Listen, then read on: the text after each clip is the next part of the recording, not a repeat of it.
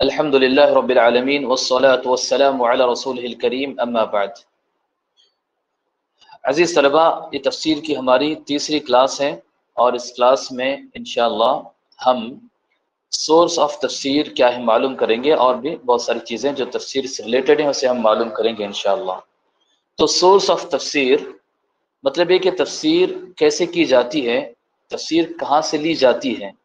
جب ایک مفسر تفسیر کرتا ہے تو اس کے سورس کیا ہوتے ہیں، وہ کہاں سے تفسیر کرتا ہے، تو اسے ہم معلوم کریں گے۔ تو سورس آف تفسیر بہت سارے ہیں، اس میں سے فیمس اور جو زیادہ تر جو یوز ہوتے ہیں ان میں سے 4 سورسز ہیں جو میں آپ کے آگے یہاں پر ذکر کروں گا، تو آپ اسے دیکھیے بارک اللہ فیکم۔ تو تفسیر کا سب سے پہلا سورس خود قرآن کریم ہے۔ قرآن کریم میں تفسیر کا سب سے بڑا اور سب سے امپورٹنٹ سورس ہے۔ قرآن کریم ایسے کہ جو بھی آیت قرآن کریم میں نازل ہوتی ہے، اور اس کی کبھی کبھی قرآن کریم میں کوئی آیت ہم دیکھتے ہیں کہ شارٹ میں نازل ہوتی ہے، اس کی زیادہ ڈیٹیل نہیں ہوتی، تو اس طرح کی قرآن کریم کی اور ایک آیت آتی ہے جو پچھلی والی پریویس آیت کو ایکسپلینیشن کرتی ہے۔ اسے کہتے ہیں تفسیر القرآن بالقرآن، قرآن کی تفسیر قرآن کے تھرو۔ تو تفسیر کے سورسز میں سب سے مین اور امپورٹنٹ، سب سے نمبر 1 سورس قرآن کریم خود ہے۔ تو قرآن کریم میں کچھ آیتیں ایسی آتی ہیں جیسے میں نے بتایا کہ وہ کمپلیٹ اس کا ایکسپلینیشن نہیں ہوتا، یا پھر وہ کمپلیٹ ہمیں سمجھ میں نہیں آتی، لیکن ہم دیکھتے ہیں قرآن کریم میں دوسری جگہ کوئی دوسری آیت آتی ہے تو اس سے پہلے جو آیت گئی ہے اس کا خود ایکسپلینیشن کرتی ہے، اس کے بارے میں اور ڈیٹیل میں بتاتی ہے، اس کے بارے میں ہمیں اور زیادہ معلومات دیتی ہے۔ تو قرآن کریم کی تفسیر کا سب سے پہلا اور مین سورس خود قرآن کریم ہے۔ اس کی بہت ساری مثالیں قرآن کریم میں موجود ہیں۔ اس کی ایک مثال لے لیں جسے آپ دیکھ رہے ہیں PDF میں، کہ اللہ تعالیٰ نے قرآن کریم میں فرمایا اِنَّا أَنزَلْنَاهُ فِي لَيْلَةٍ مُبَارَكَةٍ إِنَّا كُنَّا مُنذِرِينَ، سورہ دخان آیت نمبر 3، سورہ نمبر 44 آیت نمبر 3۔ اس آیت میں اللہ تعالیٰ فرماتا ہے کہ ہم نے اس قرآن کریم کو ایک مبارک رات میں اتارا ہے۔ We sent it down during a blessed night۔ تو اللہ تعالیٰ فرماتا ہے کہ قرآن کریم کو اللہ نے کب نازل کیا، کب ریویل کیا، تو blessed night میں، جسے مبارک رات کہتے ہیں، اللہ تعالیٰ نے اس رات میں قرآن کریم کو نازل کیا ہے۔ تو پھر اس میں کون سی مبارک رات، سوال پیدا ہوتا ہے کہ blessed night کا مطلب کیا ہے، کون سی مبارک رات ہے جس میں اللہ تعالیٰ نے قرآن کریم کو نازل کیا، ریویل کیا۔ تو میں سوال آپ سے پوچھ رہا ہوں، آپ مجھے بتائیں چیٹ میں کہ وہ کون سی رات ہے جس میں اللہ تعالیٰ نے قرآن کریم کو نازل کیا۔ بارک اللہ فیکم، اس کا آنسر دیں۔ اللہ تعالیٰ نے کس رات میں، کس مبارک رات میں، مبارک رات بلیسڈ نائٹ کا مطلب کیا ہے؟ بارک اللہ فیک، بالکل صحیح جواب ہے۔ اس کا مطلب یہ کہ اللہ تعالیٰ نے لیلۃ القدر، قدر والی رات میں اللہ تعالیٰ نے قرآن کریم کو نازل کیا۔ تو یہ کیسے پتا چلا کہ اللہ تعالیٰ نے لیلۃ القدر میں قرآن کریم کو نازل کیا؟ تو ہمیں ایسے پتا چلا کہ اللہ تعالیٰ نے قرآن کریم میں خود اور ایک جگہ اس بات کو ہمیں بتایا ہے، تب جا کر یہ بات ہمیں معلوم پڑی۔ دیکھیں اللہ تعالیٰ نے قرآن کریم میں فرمایا، سورۃ القدر سورہ نمبر 97 آیت نمبر 1 میں اللہ تعالیٰ نے فرمایا اِنَّا أَنزَلْنَاهُ فِي لَيْلَةِ الْقَدْرِ، کہ we have indeed revealed this in the لیلۃ القدر، کہ ہم نے اس قرآن کریم کو مبارک رات میں، وہ کون سی مبارک رات؟ لیلۃ القدر میں ہم نے قرآن کریم کو نازل کیا، ریویل کیا۔ تو یہ ہوتا ہے قرآن کی تفسیر، قرآن کے تھرو، قرآن کے ذریعے۔ تو پہلی آیت میں اللہ نے بات بتائی لیکن پوری طرح کلیئر نہیں تھی اور ایکسپلینیشن کی ضرورت تھی، تو اللہ تعالیٰ نے قرآن کریم میں اور ایک جگہ یہ آیت نازل کی اور بتایا کہ قرآن کریم کو اللہ تعالیٰ نے کس رات میں اتارا ہے، اور وہ لیلۃ القدر کی رات ہے۔ اور لیلۃ القدر کی رات کب آتی ہے، یہ رات کب ملتی ہے ہمیں؟ تو اللہ کے رسول صلی اللہ علیہ وسلم نے حدیث میں بتایا کہ رمضان المبارک کا آخری عشرہ، لاسٹ 10 ڈیز جو رمضان المبارک کے ہوتے ہیں، لاسٹ 10 نائٹس جو رمضان المبارک کی ہوتی ہیں، تو ان 10 نائٹس میں کوئی ایک رات ایسی ہے جسے لیلۃ القدر کی رات کہا جاتا ہے، اور اللہ تعالیٰ نے بالکل کلیئر طور پر اس رات کو ہمیں نہیں بتایا۔ اس کی وجہ یہ کہ ہم ان 10 راتوں میں اللہ کی عبادت کر سکیں، منیمم 5 نائٹس میں اللہ کی اچھی طرح عبادت کر سکیں، اللہ کے لیے جاگ کر عبادت کریں، تاکہ اس کا بہت زیادہ ثواب جو ہمیں مل سکے۔ اور لیلۃ القدر کی اتنی بڑی فضیلت کی ایک اہم وجہ، مین امپورٹنٹ ایک وجہ یہ، امپورٹنٹ ریزن یہ کہ اس رات میں اللہ نے قرآن کو نازل کیا، جس کی وجہ سے یہ ہول نائٹ بڑی امپورٹنٹ بن گئی اور یہ بڑی اس کی اہمیت ہو گئی۔ اور اس رات میں عبادت کرنے کا تقریباً 84 ایئرس سے زیادہ انسان کو ثواب ملتا ہے۔ تو اللہ تعالیٰ نے قرآن کریم میں خود بتایا کہ لیلۃ القدر میں اللہ تعالیٰ نے قرآن کریم کو نازل کیا۔ یہ قرآن کی ایک آیت میں اللہ نے بتایا یہ بلیسڈ نائٹ ہے، اور ایک آیت میں اللہ تعالیٰ نے بتایا کہ وہ بلیسڈ نائٹ کا مطلب یہ ہے لیلۃ القدر کی رات ہے جو رمضان کے آخری عشرے میں، لاسٹ 10 نائٹس کے اندر کوئی ایک رات ہے جس میں وہ آتی ہے۔ اسی طرح اور ایک مثال ہے قرآن کریم میں اللہ تعالیٰ نے ارشاد فرمایا احلت لکم بہیمۃ الانعام الا ما یتلی علیکم، اللہ نے فرمایا کہ تمہارے لیے تمام جانور، تمام چوپائے جو ہیں، مطلب کیٹل، جو بھی کیٹل ہیں، مطلب گائے، بھینس، بکری یا جانور جو بھی ہیں، ہم نے تمام جانوروں کو تمہارے لیے حلال کر دیا ہے، ایکسپٹ ان جانوروں کے جس کو قرآن کریم میں آپ منشن کیا گیا ہے، یعنی جو حرام ہے اسے قرآن کریم میں منشن کیا گیا ہے۔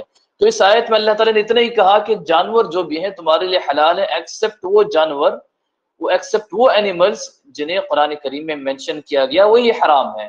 اللہ تعالیٰ نے اس آیت میں اتنا بتا دیا بس۔ اب وہ کون سی جانور ہیں جو حرام ہیں؟ تو اللہ تعالیٰ نے سورۃ المائدہ میں اس کی تفصیل بتائی، ڈیٹیل بتایا، حرمت علیکم المیتۃ والدم ولحم الخنزیر وما اہل لغیر اللہ بہ والمنخنقۃ والموقوذۃ۔ تو سورۃ المائدہ سٹارٹنگ ہی میں اللہ تعالیٰ نے بتایا کہ کون سے ٹائپس کے جانور ہمارے لیے، کون سے ٹائپ کے اینیمل ہمارے لیے حرام ہے، جائز نہیں ہے۔ اللہ تعالیٰ نے یہاں پر اس کی ڈیٹیل بتا دی۔ تو اس سے پتہ چلا کہ قرآن کریم خود اپنی آیتوں کو خود اپنا ایکسپلینیشن کرتا ہے۔ تو قرآن کریم مین سورس ہے تفسیر کا۔ قرآن کریم کی تفسیر اگر ہم کرنا چاہیں یا قرآن کریم کی تفسیر سیکھنا چاہیں تو سب سے پہلے خود ہمیں قرآن کریم کی طرف لوٹ کر آنا ہے اور دیکھنا ہے کہ قرآن کریم میں اس کا کیا معنی و مطلب ہے۔ بہت امپورٹنٹ چیز ہے اور یہ مین بیسک اور امپورٹنٹ سورس ہے تفسیر کا۔ تو جو بھی آپ دیکھتے ہیں مفسرین تفسیر کرتے ہیں تو سب سے پہلے قرآن کے مطلب کو قرآن ہی سے سمجھانے کی کوشش کرتے ہیں، اگر قرآن کریم کی دوسری آیتوں میں اس کا ایکسپلینیشن ہوتا ہے۔ اسی طرح دیکھیے اور ایک آیت آتی ہے جس میں اللہ تعالیٰ نے قرآن کریم میں فرمایا کہ لا تدرکہ الابصار وہو یدرک الابصار، اللہ نے فرمایا کہ اللہ کو کوئی بھی آنکھ دنیا میں دیکھ نہیں سکتی، اللہ کو کوئی بھی انسان دیکھ نہیں سکتا، وہ یدرک الابصار، لیکن اللہ تعالیٰ سب کو برابر دیکھتا ہے، کوئی بھی اللہ تعالیٰ کو کمپلیٹ دیکھ نہیں سکتا، کوئی بھی انسان اللہ کو دیکھ نہیں سکتا۔ اللہ تعالیٰ نے قرآن کریم میں بات بتائی ہے۔ تو پھر اللہ کے رسول، تو قرآن کریم میں اور ایک جگہ ہم دیکھتے ہیں کہ اللہ کے رسول، اور جگہ ہم دیکھتے ہیں کہ اللہ تعالیٰ نے قرآن کریم میں خود فرمایا وجوہ یومئذ ناظرہ الی ربها ناظرہ، کہ کل قیامت کے دن کچھ چہرے بڑے فریش ہوں گے اور یہ اپنے رب کو دیکھ رہے ہوں گے۔ یہ کون ہے؟ یہ اپنے رب کو دیکھ رہے ہوں گے۔ تو اس آیت میں اللہ تعالیٰ نے خود ارشاد فرمایا کہ اللہ تعالیٰ کو کوئی آنکھ دیکھ نہیں سکتی، اس کا مطلب یہ کہ دنیا میں انسان اللہ تعالیٰ کو دیکھ نہیں سکتا۔ انسان جو بھی دنیا میں ہوتا ہے وہ اللہ تعالیٰ کو ان آنکھوں سے دیکھ نہیں سکتا، لیکن انسان کل قیامت کے دن جنت میں اللہ تعالیٰ کو دیکھے گا۔ اللہ تعالیٰ نے قرآن کریم میں اسے منشن کر دیا ہے۔ تو پتہ چلا کہ قرآن کریم خود اپنے آیتوں کی خود تفسیر کرتا ہے اور یہ مین اور امپورٹنٹ سورس ہے قرآن کریم کو سمجھنے کا، قرآن کریم کی تفسیر کرنے کا۔ اسے ہمیں سمجھنا چاہیے۔ سیکنڈ سورس کیا ہے قرآن کریم کی تفسیر کا؟ تو سیکنڈ سورس قرآن کریم کی تفسیر کا یہ کہ قرآن کریم کی تفسیر حدیثوں کی روشنی میں کی جاتی ہے، دی لائٹ آف احادیث، حدیثوں کی روشنی میں قرآن کریم کی تفسیر کی جاتی ہے۔ تو قرآن کریم کی بہت سارے آیتیں ایسی ہیں اللہ کے رسول صلی اللہ علیہ وسلم نے اس کی میننگ، اس کا مطلب ہمیں بتایا ہے، حدیثوں میں اللہ کے رسول صلی اللہ علیہ وسلم نے ہمیں اس کا معنی بتایا ہے، اور قرآن کریم میں اس کا کوئی اور ایکسپلینیشن نہیں ہے، لیکن حدیثوں میں اللہ کے رسول نے اس کا ایکسپلینیشن کر کے اس کا معنی ہمیں سمجھایا ہے۔ اور ہم نے اس سے پہلے لاسٹ کلاس میں معلوم کیا ہے اللہ کے رسول صلی اللہ علیہ وسلم کی مین ڈیوٹی یہ بھی تھی لِتُبَيِّنَ لِلنَّاسِ مَا نُزِّلَ إِلَيْهِمْ، کہ قرآن کریم جو بھی نازل کیا جاتا ہے آپ اسے لوگوں کو کھول کھول کر بتائیں۔ اللہ تعالیٰ نے محمد صلی اللہ علیہ وسلم کو یہ ڈیوٹی دی کہ وہ قرآن کریم کا ایکسپلینیشن کریں، قرآن کریم کی آیتوں کو کھول کھول کر کلیئر طور پر لوگوں کو بتائیں۔ اللہ تعالیٰ نے محمد صلی اللہ علیہ وسلم کو یہ ڈیوٹی دی تھی، تو اللہ کے رسول صلی اللہ علیہ وسلم نے اس ڈیوٹی کو اچھی طرح انجام دیا اور اس ڈیوٹی کو پوری طرح نبھایا۔ تو اللہ کے رسول صلی اللہ علیہ وسلم نے بھی بہت ساری قرآن کی آیتوں کی تفسیر کی ہے، بہت ساری آیتوں کا مطلب اللہ کے رسول صلی اللہ علیہ وسلم نے حدیثوں میں بتایا ہے، اور اس کے بہت سارے اگزامپلس ہیں۔ یا تو اللہ کے رسول صلی اللہ علیہ وسلم نے حدیثوں میں لوگوں کو اس کا مطلب اپنی زبان سے بتایا، یا پھر پریکٹیکلی کر کے بہت ساری آیتوں کا مطلب اللہ کے رسول صلی اللہ علیہ وسلم نے لوگوں کو بتایا۔ تو یہ بات ہمیں اچھی طرح سمجھنی چاہیے، قرآن کریم کو حدیث کے بغیر کبھی بھی سمجھا نہیں جا سکتا۔ قرآن کریم کا بڑا امپورٹنٹ سورس حدیث نبوی ہے، اللہ کے رسول صلی اللہ علیہ وسلم کی حدیث ہے۔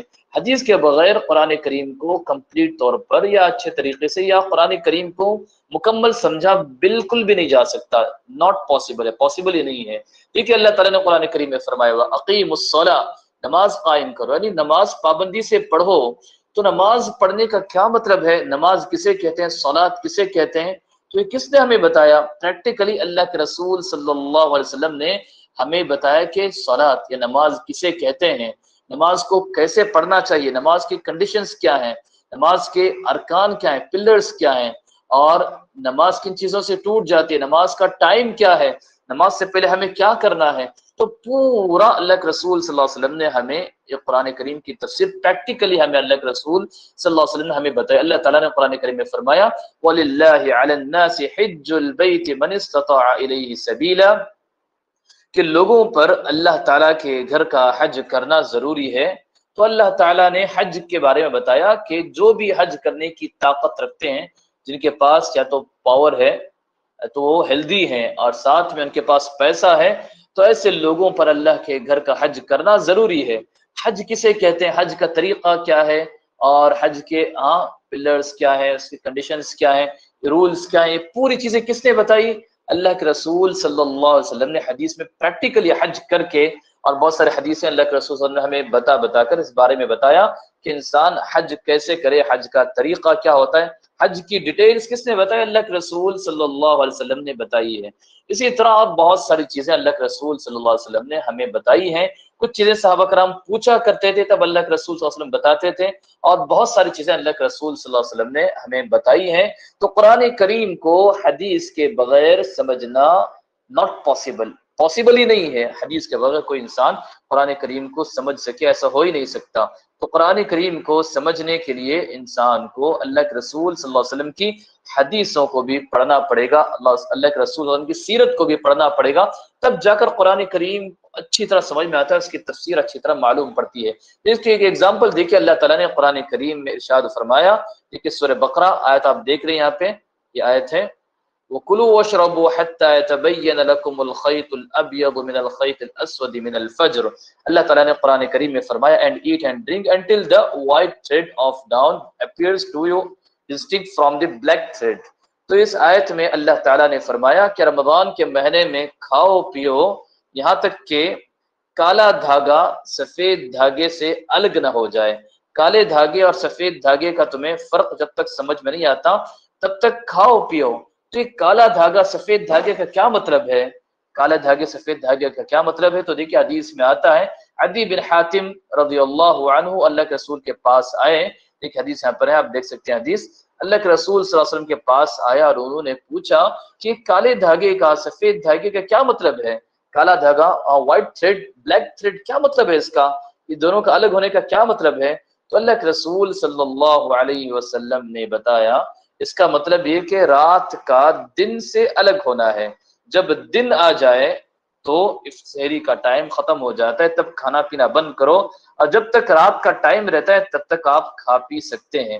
تو یہ آیت کی تفسیر اللہ کے رسول صلی اللہ علیہ وسلم نے عدی بن حاتم رضی اللہ عنہ کے پوچھنے پر اچھے انداز میں اللہ کے رسول صلی اللہ علیہ وسلم نے اس کی تفسیر کی، اور اس کے معنی مفہوم کو اللہ کے رسول صلی اللہ علیہ وسلم نے بتایا۔ اس طرح اور بھی بہت سارے ایگزامپلس ملتے ہیں جس میں اللہ کے رسول صلی اللہ علیہ وسلم نے قرآن کریم کی تفسیر کی ہے۔ دیکھیے اللہ تعالیٰ نے قرآن کریم میں ارشاد فرمایا کہ اللہ تعالیٰ کا فرمان ہے للذین احسنوا الحسنى وزیادہ، اللہ نے فرمایا جو بھی لوگ اچھے کام کرتے ہیں، نیکیاں کرتے ہیں، ان کے لیے جنت ہے، وہ زیادہ اور ایکسٹرا بھی نعمت ہے، جنت بھی ہے اور ایکسٹرا بھی نعمت ہے۔ تو زیادہ کہتے ہیں ایکسٹرا چیز کو۔ تو صحابہ کرام نے پوچھا کہ اللہ کے رسول ایکسٹرا چیز کا کیا مطلب ہے؟ جنت تو معلوم پڑی، ایکسٹرا چیز کیا ہے؟ جنت ہی بہت بڑی چیز ہے، پھر ایکسٹرا کیا ہے؟ تو اللہ کے رسول صلی اللہ علیہ وسلم نے، صحیح مسلم کی حدیث آتی ہے، اللہ کے رسول صلی اللہ علیہ وسلم نے اس کا مطلب بتایا، یہ نظر لوجہ اللہ، اس طرح کا مطلب آتا ہے، الفاظ آتے ہیں کہ اللہ کے رسول صلی اللہ علیہ وسلم نے فرمایا کہ ایکسٹرا کا مطلب، ایکسٹرا نعمت کا مطلب یہ کہ انسان جنت میں اللہ تعالیٰ کو اپنی آنکھوں سے دیکھے گا، تو یہ جنت کی بہت بڑی نعمت ہے۔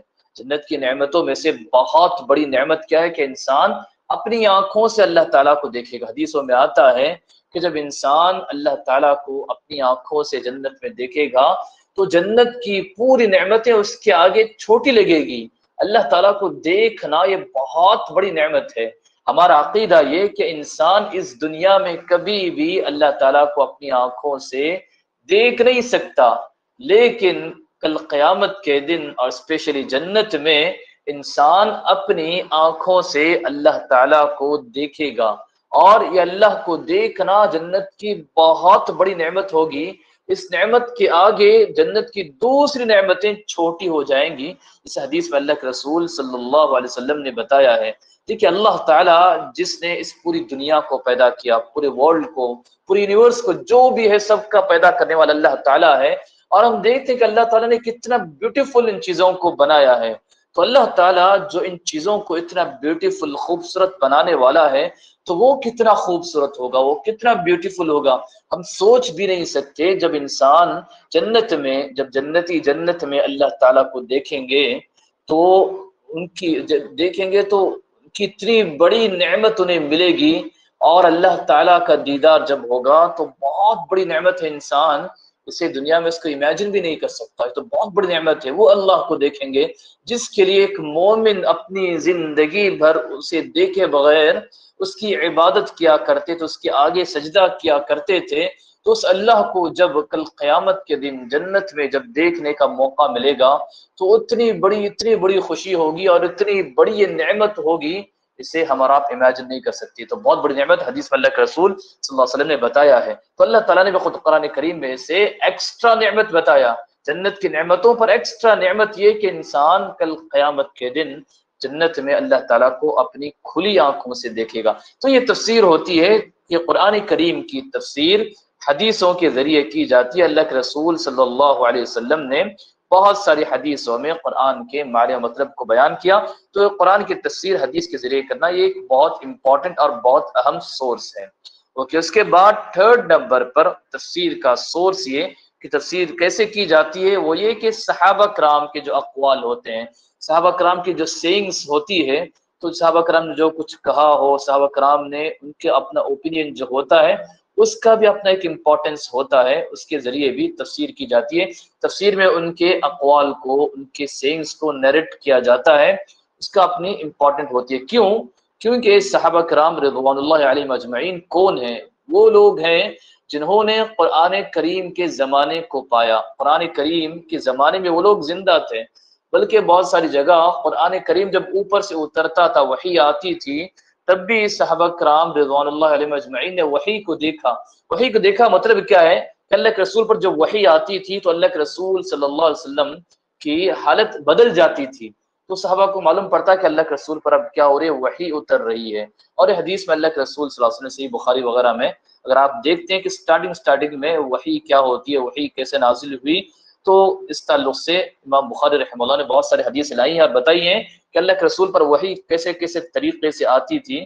تو صحابہ کرام نے دیکھا کہ کیسے اللہ کے رسول صلی اللہ علیہ وسلم پر وحی آتی تھی، اور وحی جب جبرائیل علیہ السلام لے کر آتے تھے قرآن کریم کو، اس کا بہت ویٹ، بہت وزن ہوا کرتی تھی۔ اللہ نے فرمایا قولا ثقیلا، کہ ہم نے آپ پر بڑے ہیوی قول کو، بڑے ہیوی بات کو ہم نے آپ پر ریویل کیا ہے نا۔ قرآن کریم حقیقت میں بہت ہیوی ہوتا تھا، ہر انسان اسے برداشت نہیں کر پاتا تھا، اور اللہ تعالیٰ نے اللہ کے رسول صلی اللہ علیہ وسلم کو بہت پاور، بہت طاقت دی تھی۔ حدیث میں آتا ہے کہ اللہ کے رسول صلی اللہ علیہ وسلم جب انہیں بخار آتی تھی تو اللہ کے رسول صلی اللہ علیہ وسلم کو نارمل بخار نہیں آتی تھی، بلکہ بہت سارے لوگوں کو، جیسے 2 لوگوں کے برابر یا اس سے زیادہ لوگوں کے برابر اللہ کے رسول صلی اللہ علیہ وسلم کو بخار آتی تھی. تو اللہ کے رسول صلی اللہ علیہ وسلم اتنے پاورفل تھے، اتنا ان کے اندر برداشت کرنے کی طاقت بھی تھی. حدیث میں آتا ہے کبھی کبھی وحی آتی، اللہ کے رسول اونٹنی پر کیمل پر بیٹھ کر سواری کر رہے ہوتے، تو کیمل وحی کے جو بوجھ کو، اس کا جو ویٹ تھا اسے برداشت نہیں کر پاتا، بلکہ کیمل زمین پر بیٹھ جایا کرتا تھا، وہ کنٹرول اور اسے اس ویٹ کو برداشت نہیں کر پاتا تھا. تو اللہ کے رسول صلی اللہ علیہ وسلم پر جو وحی آتی تھی، صحابہ کرام پہچانتے تھے، سمجھ جاتے تھے کہ اللہ کے رسول پر اب کیا ہے، قرآن اتر رہا ہے، وحی آ رہی ہے. تو صحابہ کرام انہوں نے قرآن کریم کو اترتے ہوئے دیکھا، اور قرآن کریم کس کانٹیکسٹ میں آیت آئی ہے، کیا آئی ہے، یہ چیزیں انہیں معلوم تھی، اور انہوں نے اللہ کے رسول صلی اللہ علیہ وسلم سے قرآن کریم کی تفسیر کا علم بھی حاصل کیا تھا. تو ان کی جو سیئنگز ہوتی ہیں، ان کے اوپینین جو ہوتا ہے، یہ امپورٹنٹ ہوتا ہے، اس کو امپورٹنس دیا جاتا ہے. اور قرآن کریم کی تفسیر صحابہ کرام کے فہم، ان کے اجتہاد یا ان کے اوپینین اور ان کے سیئنگز کی روشنی میں، اور یہ بھی قرآن کریم کی تفسیر کی جاتی ہے. اسی طرح قرآن کریم کی تفسیر کا ایک امپورٹنٹ اور اہم سورس عربک لینگویج بھی ہے. عربک لینگویج اس کی بہت امپورٹنس ہے، کیونکہ قرآن کریم کو اللہ تعالیٰ نے عربک لینگویج میں نازل کے ریویل کیا ہے. اگر عربک لینگویج ہمیں صحیح طریقے سے نہیں آتی تو ہم صحیح معنوں میں کمپلیٹ طور پر قرآن کریم کو سمجھ نہیں سکتے، قرآن کریم میں غور و فکر نہیں کر سکتے، قرآن کریم میں تدبر اور اس کے معنی کو اچھی طرح ہم سمجھ نہیں سکتے جب تک کہ ہمارے پاس عربک لینگویج کا اچھا ڈیپ نالج نہ ہو. اللہ تعالیٰ نے قرآن کریم میں سورۃ یوسف میں اللہ تعالیٰ نے فرمایا آیت نمبر 2 میں، اِنَّا أَنزَلْنَاهُ قُرْآنًا عَرَبِيًّا لَعَلَّكُمْ تَعْقِلُونَ، یقیناً ہم نے عربی قرآن کو ریویل کیا ہے، ہم نے عربی قرآن کو اتارا ہے، لَعَلَّكُمْ تَعْقِلُونَ، تاکہ تم سمجھ سکو، تم عقل رکھ سکو. تو پتہ چلا کہ قرآن کریم عربک لینگویج میں آیا ہے.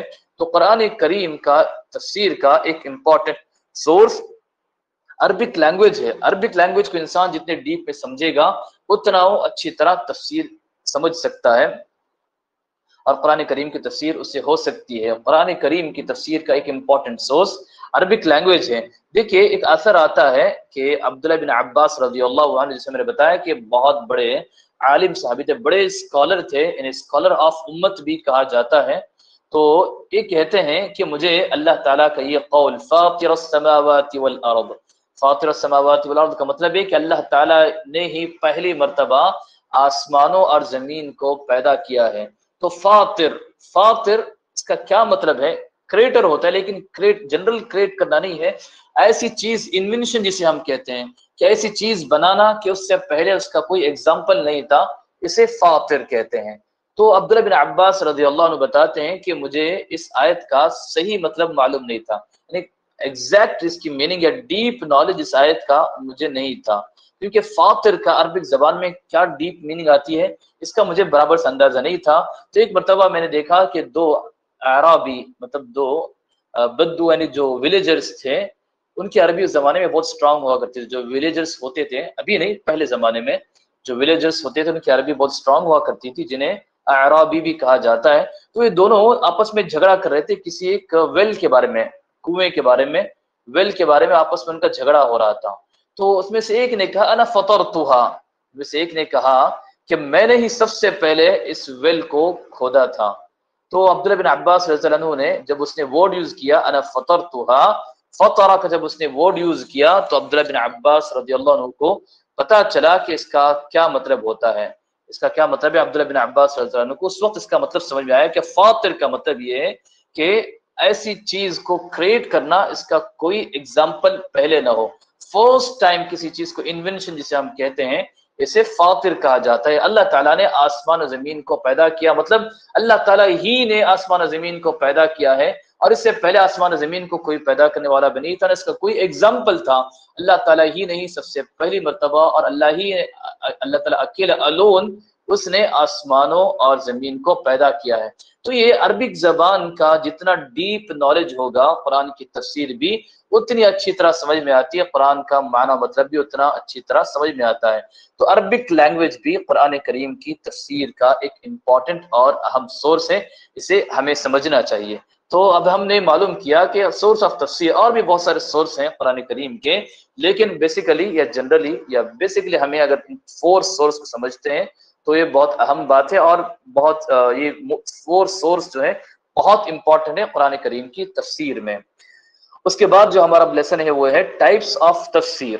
ٹائپس آف تفسیر، تو تفسیر کی قسمیں، تفسیر کی قسمیں۔ اب ہم نے معلوم کیا کہ تفسیر ہسٹری کیا ہے اور تفسیر کے سورسز کیا ہیں، تو تفسیر کے ٹائپس بھی ہیں۔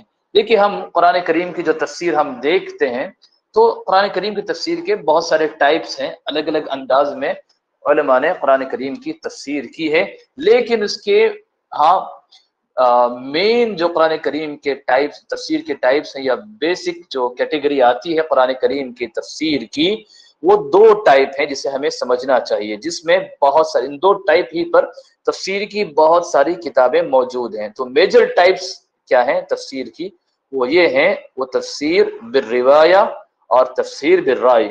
تو تفسیر بالروایہ، تفسیر بالرائے، یہ دو میجر ٹائپ ہیں تفسیر کے، اور اسی پیٹرن پر قرآن کریم کی اکثر اور بہت ساری تفسیر لکھی گئی ہے۔ تو ہمیں سمجھنا چاہیے جب ہم قرآن کریم کی تفسیر پڑھتے ہیں تو ہمیں معلوم ہونا چاہیے کہ کس ٹائپ کی تفسیر ہمیں پڑھنا چاہیے، کس ٹائپ کی تفسیر کو ہمیں نہیں پڑھنا چاہیے، یا یہ تفسیر کس ٹائپ کے تفسیر کو پڑھنے سے ہمیں کس ٹائپ کا نالج ملے گا، اور دوسری تفسیر اسے پڑھنے سے ہمیں کس ٹائپ کا نالج ملے گا، یہ چیز ہمیں جاننا ضروری ہے۔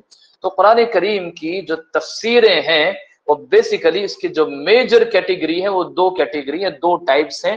نمبر 1 تفسیر بالروایہ، جیسے آپ دیکھ رہے ہیں تفسیر بالروایہ، اور نمبر 2 تفسیر بالرائے، تفسیر بالروایہ، تفسیر بالرائے۔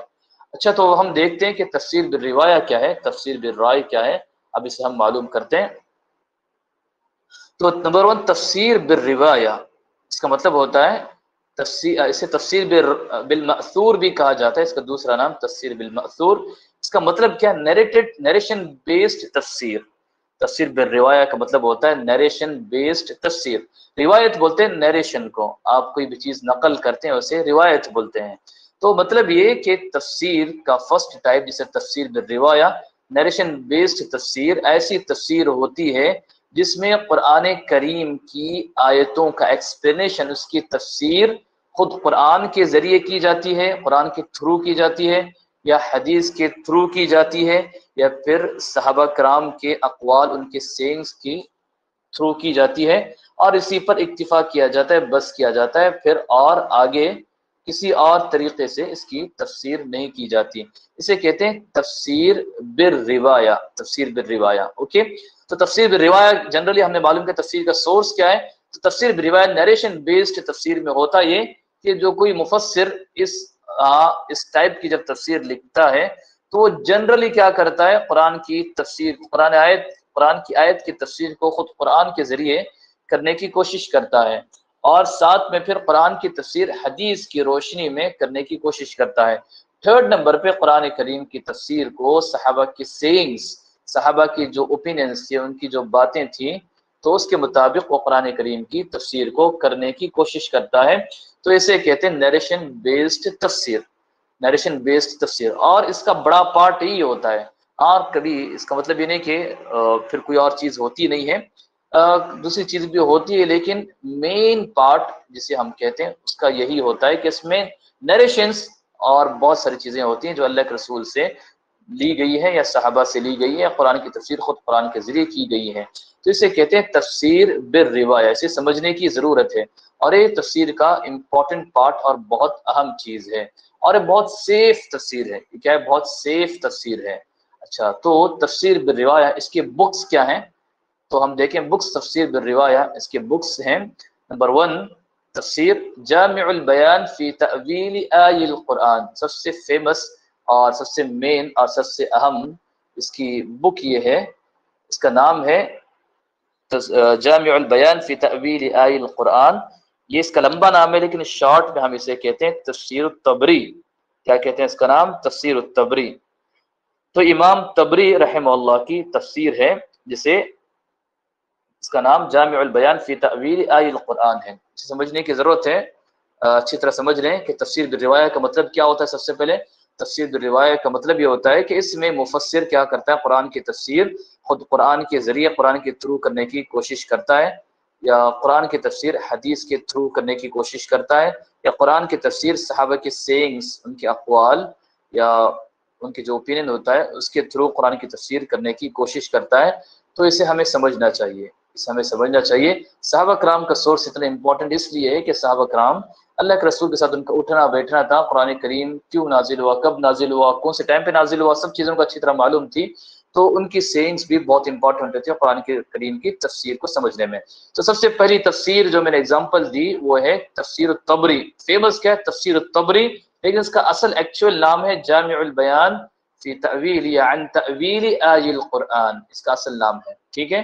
تو یہ کتاب ہے امام ابن جریر الطبری رحمہ اللہ کی، یہ کتاب ہے، اور قرآن کریم کی سب سے پہلی کمپلیٹ تفسیر جو ہم تک پہنچی ہے وہ یہی ہے، جامع البیان فی تأویل آی القرآن، سب سے فرسٹ تفسیر ہے جو کمپلیٹ ہم تک پہنچی ہے۔ اوکے، دیکھیے جیسے میں نے بتایا کہ تابعین کا زمانہ تھا، تو اس میں لوگ کیا نہیں کرتے تھے، لوگ تفسیر کو لکھتے نہیں تھے، بلکہ صحابہ سے جیسا انہوں نے سنا تھا اسے آگے پہنچانے کی کوشش کیا کرتے تھے۔ اوکے، لیکن اس کے بعد کے زمانے میں کیا ہوا، لوگوں نے کمپلیٹ تفسیر کی بک لکھنے پر توجہ دی۔ نہ تابعین کے زمانے میں تفسیر کے یا قرآن کی جو نالجز ہیں، سم نالجز کو لے کر اس پر کوئی کتاب لکھ دیا کرتے تھے، جیسے کہ قرآن کریم کے مشکل ورڈز کیا ہیں اس پر ایک کتاب لکھ دیے، یا پھر اور اس طرح قرات کے بارے میں کوئی ایک کتاب لکھ دیے۔ تو اس طرح الگ الگ ٹاپکس پر کتابیں لکھتے تھے، لیکن کمپلیٹ جسے ہم تفسیر کہتے ہیں کہ قرآن کریم کی کمپلیٹ پورے 30 جز کی تفسیر ہو، ایسی تفسیر تابعین کے زمانے میں نہیں تھی۔ اس کے بعد میں علماء نے لکھنا شروع کی، اور بہت ساری تفسیر علماء نے لکھی ہیں، لیکن سب سے کمپلیٹ تفسیر جو پورے قرآن کی تفسیر ہے، جو فرسٹ اسے ہم کہہ سکتے ہیں کہ اس اعتبار سے فرسٹ ہے کہ علماء نے اس سے پہلے کتابیں لکھی تھی، لیکن کمپلیٹ پورے 30 جز کے 114 سورہ کی جو تفسیر سب سے پہلی مرتبہ کمپلیٹ شکل میں ہمارے پاس جو پہنچی ہے وہ اس کی تفسیر تھی، وہ تفسیر امام طبری رحمہ اللہ کی تھی، جس کا نام جامع البیان ہے، اور یہ فیمس ہے کس کے نام سے؟ تفسیر طبری کے نام سے فیمس ہے۔ اور امام ابن جریر طبری رحمہ اللہ، یہ کون ہے، ان کے بارے میں ہمیں ذرا جاننا چاہیے، اس کے آتھر کون ہے۔ ان کا نام ہے ابو جعفر محمد ابن جریر الطبری، ان کا نام ہے، اور یہ تبرستان جو گاؤں تھا، کنٹری تھی، تبرستان میں پیدا ہوئے تھے۔ تبرستان اصل میں یہ سب ایران کے قریب کے علاقے ہیں، یا پھر اب ہم اسے سویٹ یونین کا جو پرانا سویٹ یونین تھا، رشین یونین، سویٹ رشین جو تھا، اسے ہم کہہ سکتے ہیں۔ تو یہ تقریباً یا تو ایران کا اس سے لگا ہوا حصہ ہوتا ہے، یا پھر آج کا جو قزاقستان، تاجکستان، قزاقستان، یہ سب استان جو ہے نا، تو تبرستان اسی لائن کا ایک کنٹری تھی، یا اسی لائن کا جو ایریا تھا، تو وہاں پر یہ پیدا ہوئے تھے تبرستان میں، اور یہ اس شہر میں پیدا ہوئے تھے تبرستان۔ یہ تقریباً 224 ہجری میں پیدا ہوئے، اور 310 ہجری میں ان کی وفات ہوئی۔ تو آج کتنی ہجری چل رہی ہے ذرا بتائیں، بارک اللہ فیکم، آج ہجری کتنی چل رہی ہے ذرا بتائیں، بارک اللہ فیکم، آپ سن رہے ہیں نہیں سن رہے ہیں ذرا مجھے بتائیں۔ اچھا، ہجری کی ڈیٹ کیا چل رہی ہے آج کل؟ ہاں، تو آج کل 1444 چل رہی ہے۔ تو یہ کب کے ہیں؟ یہ 224 ہجری میں پیدا ہوئے، اور 310 ہجری میں ان کی وفات ہوئی۔ تو کتنے پرانے ہیں ذرا آپ انداز لگائیں، اور کتنے پہلے انہوں نے یہ تفسیر لکھی تھی۔ اچھا، تو بہت بڑے عالم تھے، ان کو بہت زیادہ قرآن کریم کا علم تھا، حدیثوں کا بھی ان کو بہت اچھا علم تھا، اور ہسٹری کا بھی انہیں بہت اچھا علم تھا۔ تفسیر میں بھی یہ امام تھے، اور قرات میں بھی یہ بڑے عالم تھے، بڑے امام تھے، اور تاریخ ہسٹری کے بھی بہت بڑے عالم تھے، حدیثوں کا بھی ان کو بہت زیادہ علم تھا۔ انہوں نے بہت ساری کتابیں لکھی ہیں، اور ان کی کتابوں میں بڑی فیمس کتاب کون سی ہے؟ تفسیر الطبری ہے، تفسیر الطبری، اس کا نام جامع البیان ہے۔ اوکے، اور شیخ الاسلام ابن تیمیہ رحمہ اللہ جو بہت بڑے اسکالر گزر چکے ہیں، انہوں نے اس کتاب کی بڑی تعریف کی، اس تفسیر کی بڑی تعریف کی، اور کہا کہ سب سے بیسٹ تفسیر کون سی ہے؟ یہ تفسیر الطبری ہے۔ اوکے، اس کے بعد سیکنڈ نمبر پہ جو تفسیر یہاں پر ہے وہ معالم التنزیل ہے، امام بغوی رحمہ اللہ کی تفسیر ہے۔ امام بغوی رحمہ اللہ یہ بڑے محدث تھے جن کی وفات 516 ہجری میں ہوئی ہے، تو یہ بہت بڑے محدث تھے، انہوں نے قرآن کریم کی تفسیر کی جس کا نام معالم التنزیل ہے۔ اور یہ کون سی تفسیر بالمأثور یا تفسیر بالروایہ جسے کہا تھا، اس کی ایک نیریشن بیسڈ تفسیر میں ایک بڑی امپورٹنٹ تفسیر ہے، اور اس میں انہوں نے بہت سارے صحابہ کرام کے، اللہ کے رسول صلی اللہ علیہ وسلم کی حدیثوں کی روشنی میں انہوں نے تفسیر کی ہے۔ اس کے بعد تیسرے نمبر پہ امام بغوی بہت بڑے محدث ہیں، انہوں نے حدیث کی کتاب بھی لکھی، اور ان کی سب سے بہترین اور سب سے فیمس کتاب یہ مصابیح السنہ ہے، جو ہم مشکات المصابیح کے نام سے مشکات جسے ہم کہتے ہیں، انڈیا میں بہت پڑھی جاتی ہے کتابیں، تو اس کے جو اصل کتاب مصابیح السنہ، انہوں نے حدیث کی کتاب لکھی تھی اور یہ بہت فیمس ہوئی، اور اس کے بعد ایک عالم نے آ کر اس کو تھوڑا سا چینجز کر کے اس میں کچھ ایڈ کر کے اس کا نام مشکات المصابیح رکھا، اور آج کل ہم اسے مشکات کے نام سے جانتے ہیں۔ مشکات آپ نے بھی بہت سارے لوگوں نے نام سنا ہوگا، مشکات شارٹ میں سے کہتے ہیں۔ آپ نے سنا ہے مشکات؟ یہ حدیث کی بڑی فیمس کتاب ہے، نارملی انڈین سب ریجن میں بہت پڑھی جاتی ہے اور پڑھائی جاتی ہے، سنا ہے آپ نے مشکات؟ جی، اس کا اصل نام مشکات المصابیح ہے، اور اس کی اصل جو کتاب تھی وہ امام بغوی نے لکھی تھی، اس کا نام مصابیح السنہ تھا۔ اس کے بعد خطیب تبریزی نام کے ایک محدث آئے، انہوں نے اس کتاب کو رکھا اور اس میں کچھ ایکسٹرا ایڈ کر کے اسے کچھ ایکسٹرا ایڈ کیا اور اس کا نام مشکات المصابیح رکھا۔ تو جو بھی ہو، امام بغوی بہت بڑے محدث تھے، تو نیریشن بیسڈ تفسیر ان کو لکھنے میں کوئی پریشانی نہیں تھی، تو انہوں نے قرآن کریم کی تفسیر اس طریقے سے لکھی ہے۔ اس کے بعد جو بڑی فیمس تفسیر جسے ہم سب جانتے ہیں وہ کیا ہے؟ وہ تفسیر القرآن العظیم، نام کیا ہے اس کا؟ تفسیر القرآن العظیم، یہ اصل نام ہے۔ کتنے لوگوں کے نام معلوم ہے تفسیر القرآن العظیم؟ ذرا بتائیں، تفسیر القرآن العظیم یہ کس کی تفسیر ہے؟ اس کا یا فیمس نام کیا ہے تفسیر القرآن العظیم کا؟ تفسیر القرآن العظیم، جی ماشاء اللہ، بارک اللہ فیک، بارک اللہ فیک۔ تفسیر ابن کثیر ہم بار بار صبح شام بولتے ہیں، سنتے ہیں، اور ہر جگہ اس کا اتنا چرچا ہوتا ہے۔ تو تفسیر ابن کثیر جو ہے، اس کا اصل نام کیا ہے؟ اس کا نام تفسیر القرآن العظیم ہے، اور یہ بہت امپورٹنٹ اور بہت فیمس تفسیر ہو گئی ہے، بہت فیمس تفسیر ہے، ہم میں سے ہر کوئی جانتا ہے۔ تو یہ تفسیر کس کیٹیگری ہے؟ نیریشن بیسڈ تفسیر ہے۔ ہم دیکھتے ہیں ابن کثیر، جب ہم پڑھتے ہیں تفسیر ابن کثیر تو اس میں بہت ساری حدیثیں، بہت سارے صحابہ کے اقوال، اور بہت ساری نیریشن بیسڈ بہت ساری چیزیں ہمیں اس میں ملتی ہیں۔ اس کے علاوہ بھی چیزیں آتی ہیں، لیکن اس تفسیر کا مین پارٹ یا بڑا حصہ نیریشن پر ہوتا ہے، تو اسے تفسیر القرآن العظیم اس کا اصل نام ہے۔ اور یہ کس کی ہے؟ ابن کثیر رحمہ اللہ کی۔ اس کا فیمس نام تفسیر ابن کثیر ہے، جسے میں نے بتایا آپ کو جامع البیان فی تأویل یا عن تأویل آی القرآن، یہ اس کی تفسیر تھی۔ یہ تفسیر امام طبری کی تفسیر تھی، لیکن اس کا فیمس نام کیا ہے؟ تفسیر طبری کے نام سے ہم اسے جانتے ہیں، اور یہ بھی تفسیر ابن کثیر کے نام سے ہم جانتے ہیں، لیکن اس کا اصل نام کیا ہے؟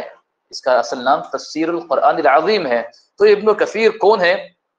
ان کا نام کیا ہے؟ ذرا آپ نوٹ کریں اپنے پاس، بہت امپورٹنٹ چیز ہے کہ ابن کثیر تفسیر ابن کثیر کتنی بار بولتے ہیں، لیکن ان کا نام ہمیں معلوم نہیں ہے، تو ان کا نام ہمیں معلوم ہونا چاہیے۔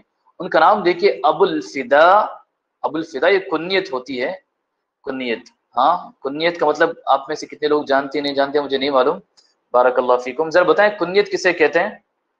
ہم لوگ تفسیر پڑھ رہے ہیں اور ساتھ ساتھ میں کہاں چلے جا رہے ہیں، خیر انشاءاللہ اس سے آپ کو فائدہ ہی ہوگا۔ کنیت کا مطلب کیا ہے؟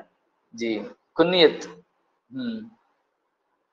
اور کوئی آنسر؟ کنیت کسے کہتے ہیں؟ ہاں، لقب الگ ہے، ہاں کنیت الگ ہے۔ جی، کنیت کا مطلب عربوں میں یہ چیز ہوتی تھی کہ وہ اپنے بچے کے نام پر کیا کرتے تھے؟ اپنے نام کو جوڑتے تھے، اپنے بچے کے نام سے اپنے نام کو ایڈ کرتے تھے۔ نام کو ایڈ مطلب کیا کرتے تھے؟ اگر ان کے بیٹے کا نام احمد ہے تو وہ کیا رکھتے تھے؟ ابو احمد، احمد فادر، تو اسے کنیت کہتے ہیں۔ ہاں، ابو احمد، تو اس طرح ہوتا۔ اللہ کے رسول صلی اللہ علیہ وسلم کی کنیت کیا تھی؟ کسی کو معلوم ہے اللہ کے رسول صلی اللہ علیہ وسلم کی کنیت کیا تھی؟ ذرا بتائیں، بارک اللہ فیکم۔ ایسی چیزیں معلوم ہونی چاہیے، تفسیر کا علم ہونا چاہیے۔ ہاں ماشاء اللہ، بارک اللہ فیکم، صحیح آنسر ہے ابو القاسم۔ اللہ کے رسول صلی اللہ علیہ وسلم کی کنیت تھی۔ وہ کنیت کیوں تھی؟ کیونکہ اللہ کے رسول صلی اللہ علیہ وسلم کے بڑے بیٹے کا نام، جو پہلا بیٹا اللہ کے رسول کو ہوا تھا، ان کا نام القاسم تھا، تو اللہ کے رسول صلی اللہ علیہ وسلم نے اپنی کنیت کیا رکھی ابو القاسم. اور یہ چیز عربوں میں بالکل عام ہے، ہم میں سے جو عرب کنٹری میں رہتے ہیں وہ جانتے ہیں کہ عرب یہ چیز ابھی بھی امپورٹنس دیتے ہیں، اپنے ناموں کے ساتھ ان چیزوں کو ابھی بھی لکھتے ہیں. اور محبت سے اگر انہیں بلانا ہو تو انہیں اس طرح بلایا جاتا ہے، جیسے ابو محمد، ابو احمد، ہاں، یا پھر ابو زید، تو اس طرح محبت سے انہیں بلایا جاتا ہے. تو یہ چیز ہوتی ہے، تو یہ کنیت اسے کہتے ہیں. تو ان کی کنیت کیا ہے؟ ابو الفدا ہے، ابو الفدا ان کی کنیت تھی. اوکے، اور ان کا نام کیا ہے؟ ان کا نام اسماعیل بن عمرو ہے. ان کا نام کیا ہے؟ اسماعیل. ان کا نام اسماعیل ہے، اسماعیل بن عمرو ابن کثیر الدمشقی. ان کا نام کیا ہے؟ اسماعیل. ان کے ابا کا نام عمرو، ہاں، ان کے دادا کا نام کثیر تھا، لیکن فیمس کس سے ہوئے؟ ابن کثیر سے یہ فیمس ہو گئے. تو کثیر ان کے باپ کا نام نہیں، دادا کا نام ہے. ابن کثیر، کثیر کا بیٹا، سن آف کثیر، لیکن کثیر ان کے دادا کا نام تھا. تو اسماعیل بن عمرو بن کثیر الدمشقی. الدمشقی کا مطلب یہ ڈمسکس، دمشق جو سیریا کا کیپٹل ہے، وہاں کے رہنے والے تھے، الدمشقی. تو ابن کثیر رحمہ اللہ، یہ ان کا نام تھا، ان کی کنیت، ان کا نام. اور یہ کب پیدا ہوئے؟ یہ 700 ہجری میں پیدا ہوئے. کب پیدا ہوئے؟ 700 ہجری میں پیدا ہوئے. اوکے جی. ابن کثیر رحمہ اللہ بہت بڑے اسکالر، بہت بڑے عالم تھے، اور انہوں نے بہت زیادہ علم حاصل کیا. ان کو حدیث کا بھی بہت اچھا علم تھا، اسلامک ہسٹری کا بھی بہت اچھا علم تھا، اور تفسیر کا بھی بہت اچھا علم تھا. جیسے آپ دیکھتے ہیں کہ اتنی بڑی شاندار تفسیر انہوں نے لکھی ہے ابن کثیر رحمہ اللہ نے. بہت بڑے عالم تھے، اور ان کے ایک خاص استاد ابن تیمیہ رحمہ اللہ تھے، جنہیں شیخ الاسلام ابن تیمیہ کہتے ہیں، جو بہت بڑے اسکالر تھے. تو یہ ان کے شاگرد تھے، ان کے پاس انہوں نے علم بھی حاصل کیا تھا، ابن کثیر رحمہ اللہ. تو انہوں نے جو تفسیر لکھی، ان کی وفات کب ہوئی؟ 775 ہجری میں ان کی وفات ہوئی، ابن کثیر رحمہ اللہ. تو تفسیر ابن کثیر اصل میں کیا ہے؟ علماء نے بتایا تفسیر ابن کثیر اصل میں امام طبری کی جو تفسیر تھی، تفسیر طبری، اس کا کنکلوژن یا اس کی سمری ہم کہہ سکتے ہیں، اس کی سمری ہے یہ. تو انہوں نے، ابن کثیر رحمہ اللہ نے تفسیر طبری، جو بہت بہترین، سب سے بیسٹ تفسیر تھی، لیکن یہ بہت لمبی تفسیر تھی. کیا ہے؟ تفسیر طبری بہت لمبی تفسیر ہے، کیونکہ ہر چیز کو انہوں نے کیا کیا؟ نیریٹ کیا ہے. اس میں نیریشنز بہت سارے ملتے ہیں، تو وہ ہر ایک کے لیے آسان نہیں ہوتا پڑھنا، اور ہر ایک کے لیے اتنا سمجھنا آسان نہیں ہوتا. تو ابن کثیر رحمہ اللہ نے کیا کیا؟ اس کو لے کے شارٹ کر دیا، اور تفسیر ابن کثیر، تفسیر القرآن العظیم کے نام سے اسے شائع کر دیا. تو تفسیر ابن کثیر اتنی فیمس اس لیے کہ تفسیر طبری، جیسے میں نے بتایا، کہ سب سے بیسٹ اور سب سے اچھی تفسیر جسے علماء نے بتایا ہے، لیکن اسے پڑھنا اتنا آسان نہیں ہوتا. تو ابن کثیر رحمہ اللہ نے اس کو پڑھ کر اس کا خلاصہ، اس کی سمری تیار کی، اور وہ سمری، اور اپنی طرف سے بہت ساری چیزیں ایڈ بھی کی، صرف اس کی سمری نہیں ہے.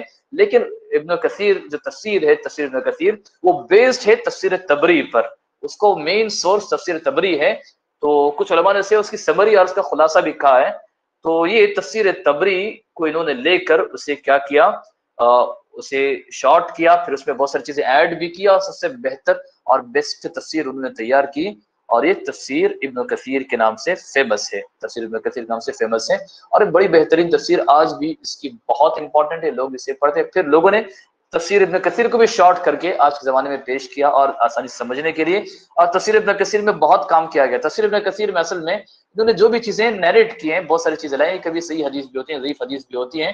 تو آج کے زمانے میں ضعیف حدیثوں کو یا اس طرح کی چیزوں کو نکال کر ایک دم پیور اور بہتر تفسیر بھی اسے بنایا گیا. بہت کام تفسیر ابن کثیر پر کیا گیا، اور دارالسلام سے مصباح المنیر کے نام سے یہ چیزیں، کتاب چھپی بھی ہیں، اور بڑی بہتر ہے. سو ہمیں سمجھنا چاہیے، معلوم ہونا چاہیے، اس کا علم ہمیں حاصل کرنا چاہیے. تو تفسیر ابن کثیر بڑی بہتر. اس کے بعد دیکھیے ایگزامپل، نیریشن بیسڈ تفسیر کا ایگزامپل یہ کہ در المنثور ہے. یہ الدر المنثور، یہ کس کی تفسیر ہے؟ یہ امام سیوطی کی تفسیر ہے، امام جلال الدین السیوطی رحمہ اللہ. یہ بھی بہت بڑے عالم گزرے ہیں، بڑے محدث بھی گزرے ہیں، اور انہوں نے اس کی تفسیر کی. انہوں نے بہت کوشش کی، پورا اہتمام ان کا یہ کہ قرآن کریم کی آیت کو قرآن کریم کے ذریعے ثابت کرتے ہیں، یا پھر حدیث کی روشنی میں ثابت کرتے ہیں، یا پھر صحابہ کے اقوال کی روشنی میں ثابت کرتے ہیں. تو سب سے بیسٹ تفسیر ہے یہ، بھی ایک اچھی بیسٹ تفسیر ہے. کس کے لیے؟ نیریشن بیسڈ تفسیر کی ایک سب سے بیسٹ تفسیر ہے. اور جلال الدین سیوطی رحمہ اللہ کی وفات 911 ہجری میں ہوئی ہے. تو الحمدللہ آج کی کلاس میں ہم نے معلوم کیا کہ تفسیر کے ٹائپس کیا ہیں، اور تفسیر کے ٹائپس میں ہم نے تفسیر بالروایہ یا تفسیر بالمأثور یا نیریشن بیسڈ تفسیر کے بارے میں ہم نے پڑھا، اور اس کی کچھ بکس اور اس کے آتھرس کے بارے میں ہم نے کچھ معلوم کیا۔ تو اللہ تعالیٰ سے دعا ہے کہ اللہ تعالیٰ ہمیں اور مزید علم حاصل کرنے والا بنائے، اللہ تعالیٰ قرآن کریم کا ہمیں گہرا علم عطا کرے، اللہ تعالیٰ ہمیں رمضان المبارک کے مہینے میں کثرت سے قرآن کریم کی تلاوت کرنے والا اور اس پر عمل کرنے والا اور اس کو سمجھنے والا بنائے، اللہ تعالیٰ قرآن کے ذریعے ہماری زندگی میں چینجز بدلاؤ پیدا کرے، اللہ تعالیٰ اس قرآن کریم کی برکت سے ہمیں دنیا اور آخرت میں عزت عطا کرے، اور اللہ تعالیٰ ہمیں اس قرآن کریم کے ذریعے جنت میں داخل کرے، آمین۔ وآخر دعوانا ان الحمد للہ رب العالمین۔